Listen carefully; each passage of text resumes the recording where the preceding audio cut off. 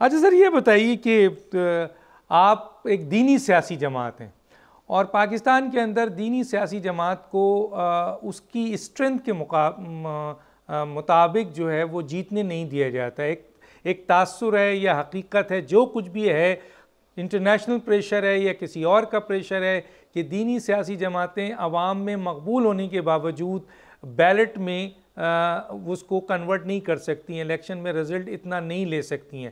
تو اگر بیرونی دنیا یا دوسرے لوگ دینی سیاسی جماعتوں کو آگے بڑھنے نہیں دیتے ہیں تو دینی سیاسی جماعتیں کم از کم خود اتحاد بھی تو کر اپنے آپ کو مضبوط کر سکتی ہیں. کیا وجہ ہے کہ دینی سیاسی جماعتوں میں ہم نے اتحاد MMA کے وقت دیکھا تھا اور پھر انہوں نے حکومت بھی بنائی تھی، اب بکھرے ہوئے ہیں، اب دینی سیاسی جماعتیں ایک پلیٹ فارم پر جمع ہونے کو تیار نہیں ہیں؟ یہ دو باتیں لکھی ہیں. پہلی بات تو یہ ہے کہ دینی جماعتوں کو یا مذہبی جماعتوں کو آگے نہیں آنے دیا جاتا. اس پہ کوئی شک نہیں ہے کہ بین الاقوامی اسٹیبلشمنٹ اور پاکستان کی اسٹیبلشمنٹ دونوں اس بات پر متفق ہیں کہ مذہبی جماعتوں کو پاکستان کی بڑی سیاسی قوت نہیں بننا چاہیے. اس قدر اسمبلی میں ہوں کہ وہ اسمبلی کے اندر ذرا مصروف رہیں اور ان کی آواز جو ہے وہ اسمبلی تک محدود رہے، صلاحیت توانائیاں جو ہیں وہ ایک کنویں کے اندر ان کی وہ صرف ہوتی رہیں اور کسی سمندر میں نہ اتر سکے یا سمندر نہ بن سکے. اس میں تو کوئی شک نہیں ہے اور ہمیشہ اس محاذ پہ ہمیں اس قسم کی شکایت رہی بھی ہے، لیکن ہم مقابلہ کر رہے ہیں اور وقت کے ساتھ ساتھ ہم آگے بڑھ رہے ہیں. آگے رہی بات یہ کہ دینی جماعتوں کا اتحاد، بالکل میں اس کے حق میں تھا بھی اور ہوں بھی کہ لیکن یہ ضرورت کی بنیاد پر ہوا کرتی ہے. اس وقت جو جمعیت علماء اسلام کی پوزیشن ہے وہ ایک قوت اختیار کر گئی ہے کہ وہ اب تقریباً تمام مذہبی ماحول کی نمائندگی کر رہی ہے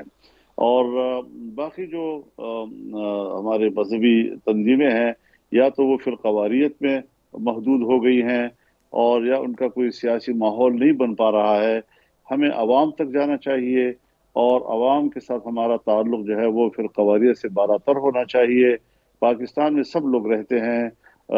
مسلمان بھی رہتے ہیں، نان مسلم بھی رہتے ہیں، پاکستان میں مختلف مکاتب فکر بھی رہتے ہیں. ہمیں یہ سوچنا ہے کہ آج میرے پاس حکومت نہیں ہے، لیکن اگر میرے پاس حکومت آئے تو کیا آئین پاکستان مجھے کسی ایک کے ساتھ بھی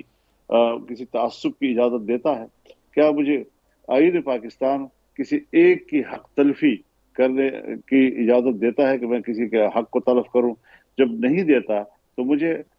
حکومت پہ آنے سے پہلے بھی وہی رویے اپنانے ہوں گے جو حکومت بننے کے بعد آئین مجھ پر وہ ذمہ داریاں عائد کرتا ہے. لہذا ہمارے رویے جو ہے وہ ہر چند کے ہم نے کوئی اپنی مذہبی شناخت جو ہے تحلیل نہیں کی ہے، لیکن ہم نے اپنے رویے سے ثابت کیا ہے کہ ہم پاکستان میں پاکستان کے عوام کی بات کرتے ہیں، ہر پاکستانی کی بات کرتے ہیں، مسلم نان مسلم کی بات کرتے ہیں، مختلف مکاتب فکر سے وابستہ لوگوں کی بات کرتے ہیں اور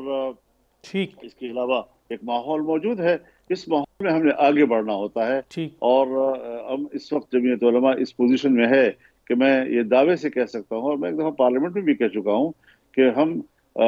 اسلام اور امت مسلمہ کی نمائندگی کر رہے ہیں. اس سے آگے بڑھ کر ہم انسانیت کی نمائندگی کر رہے ہیں اور ہمیں کسی ایک تنگ اور محدود دائرے تک ہمارے طرف انگلی نہ اٹھائی جائے. سبسکرائب کریں اور بیل دبائیں تاکہ کوئی خبر رہ نہ جائے.